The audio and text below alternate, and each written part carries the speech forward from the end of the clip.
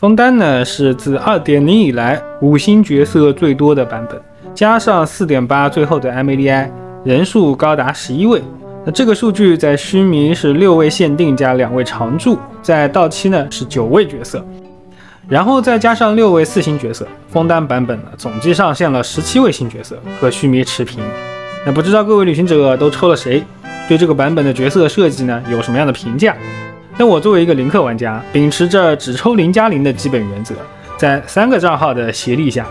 首次实现了大版本角色全收集，也算是可喜可贺。所以我们这期先一起来回顾一下枫丹的强度格局。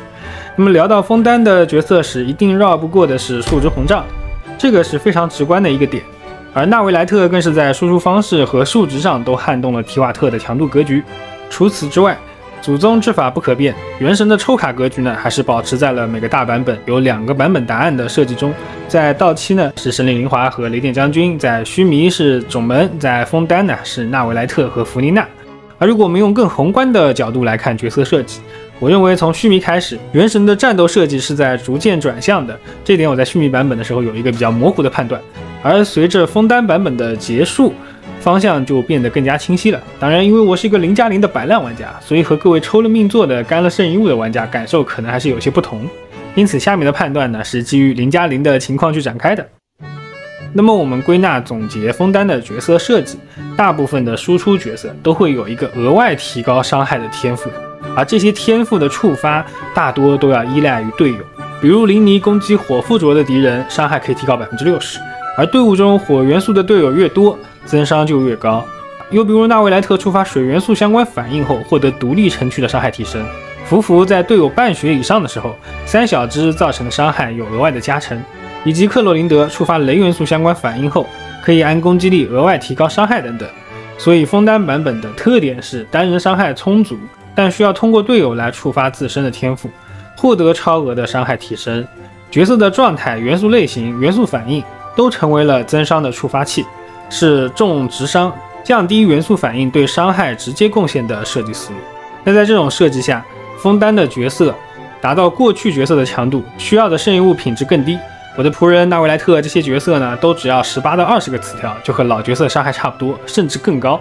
其次，组队的选择更多，不同于过去的角色，需求的是加数值的辅助，比如说班尼特的攻击力啊，万叶的增伤啊。枫丹角色对于队友的需求就不再局限于数值上了，还能是元素反应相关的机制上的需求。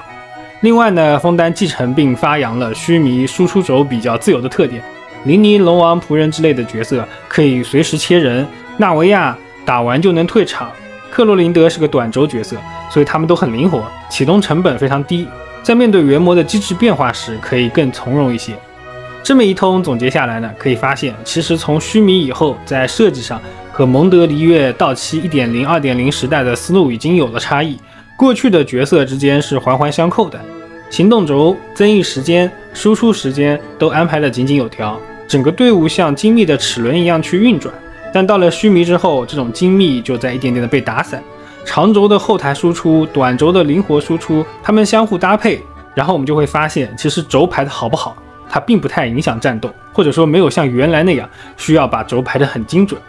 这样的设计呢，我觉得可以缓解几个问题。第一是降低数值上的养成成本，只要战斗在难度上没有出现提高，那么数值膨胀在一定程度上就解决了刷圣遗物坐牢的问题。等于说玩家追求24词条甚至更高的毕业面板，这个是玩家自己的追求，而不是游戏中的刚需。第二是尝试解决战斗中玩家和原模的交互问题，这个是原神战斗一直以来都有的问题，就是当玩家抽了专武、抽了命座、刷了高品质的圣遗物以后，数值往往是碾压怪物机制的，所以玩到后面就变成你打你的我打我的，非常无聊。但这一部分的游戏体验仅属于又干又氪玩家的游戏体验，我一个0+0的摆烂玩家其实是不存在这种体验的。而枫丹角色的设计让我这样0+0摆烂玩家的数值也得到了一个充分的提升，那么原模机制上就有了更多可设计的空间。比如在枫丹版本我们会遇到需要破盾的雷海马、石头半人马，能够通过机制去瘫痪的隐山泥兽等等。虽然在当下机制在战斗中的表现影响力依然不如数值好用，但是转向是缓步进行的嘛。而 4.7 幻想真境巨狮的推出，很明显它就是一个匹配这种设计思路的终局玩法，当然这个模式当下优化的不尽如人意。但是我的判断是，从须弥开始，枫丹、娜塔至东会越来越往这个方向倾斜。在临命的情况下，战斗的风格更偏向运营，而不是数值之间的对抗。玩家会越来越不缺伤害，缺的是机制之间的搭配。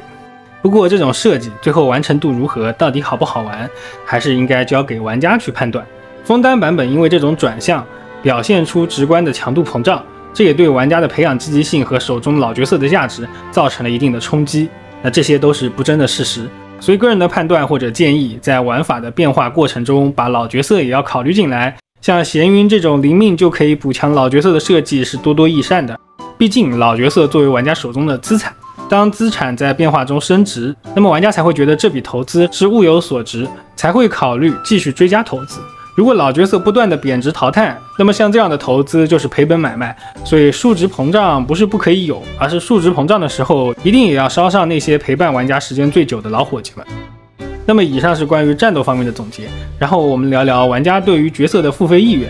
我参考了一下卡池的排位表现，排在 T0 级别的是纳维莱特和弗妮娜， T1 级别的有纳维亚、仆人和咸云，那 T1 以后就不用说了。那么以上这些角色无疑都有不错的强度、充足的人物塑造以及让人眼前一亮的技能设计。虽然在社区里有很多玩家认为卡池流水付费意愿和角色的强度有关，但是我认为在当下玩家并不需要太高的强度，尤其是在老玩家居多的存量时代里，更好的人物故事、更有趣的战斗模组才是玩家付费的重点。而因为入坑的玩家变少，数值膨胀的发生，不管老角色还是新角色，在他们复刻的时候都没有办法复制过往版本较高流水的表现。因为很明显，该抽的角色第一次上线就抽了，没抽的角色复刻了也不会抽。其实这也侧面印证了战斗部分提到的，原神的战斗方式应该要去做一些变化。而作为抽卡养成的单机游戏，除了数值、玩法设计、人物塑造，其实更重要，让人喜欢且有新鲜感，玩家才愿意买单嘛。而且我们看 T0、T1 卡池排位中的角色，他们除了强度以外，在角色的塑造上也是用了大量笔墨的。不过这部分呢是剧情的内容，我们就放在剧情篇中聊。另外，除了这些长期对玩家付费意愿产生影响的因素，第一眼的印象也至关重要。毕竟玩家还是很讲究一见钟情的，所以例会好不好看，有时候在一定程度上可以决定玩家想不想抽它。哪怕这个角色不够强，我抽来在大世界里做花瓶也没有什么问题。所以枫丹17位角色，哪一些角色是你第一眼就相中的呢？那么由于艾梅莉埃还没有上线，各个角色的评价部分我们就再等一等，等它上线之后呢再聊。我是提瓦特地理，我们下期再见。